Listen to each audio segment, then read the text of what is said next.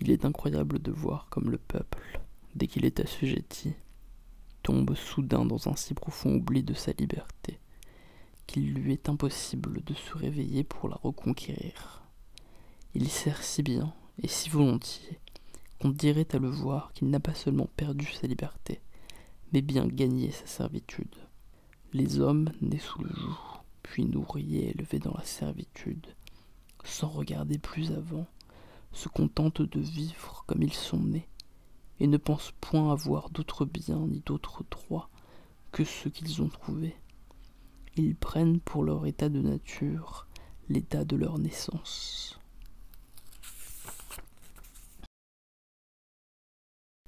Cette ruse des tyrans d'abêtir leur sujet n'a jamais été plus évidente que dans la conduite de Cyrus envers les Lydiens.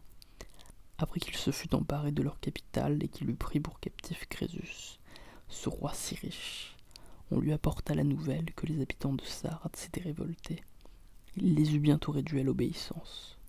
Mais ne voulant pas saccager une aussi belle ville, ni être obligé d'y tenir une armée pour la maîtriser, il s'avisa d'un expédient admirable pour s'en assurer la possession.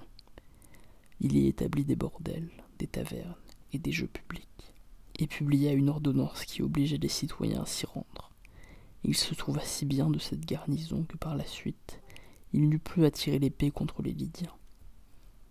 Le théâtre, les jeux, les farces, les spectacles, les gladiateurs, les bêtes curieuses, les médailles, les tableaux et autres drogues de cette espèce étaient pour les peuples anciens les appâts de la servitude, le prix de leur liberté ravie.